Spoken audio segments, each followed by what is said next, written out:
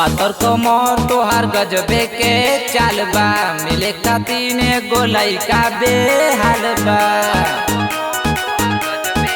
पातर कमर तोहार गजबे के चाल बा, मिले खातिर एगो लइका बेहाल बा।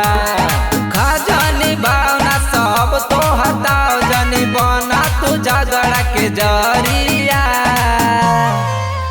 अरे हमारा बिरादरी के गोरी हो करबू का दरिया, तब तोहरा के घुमाई राजभर के नगरिया, तब तोहरा के घुमाई राजभर के नगरिया।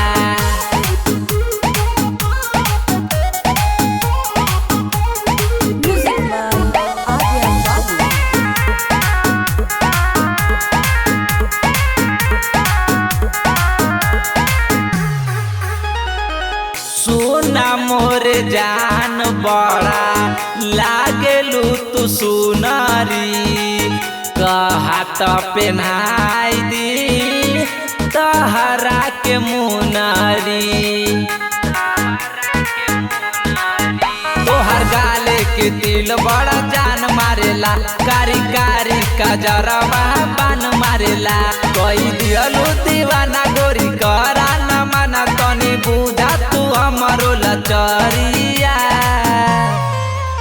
अरे दिल में बसाई के राखो सुनाए गुजरिया, आवा तोहरा के घुमा दी राजभर के नगरिया, आवा तोहरा के घुमा दी राजभर के सहरिया।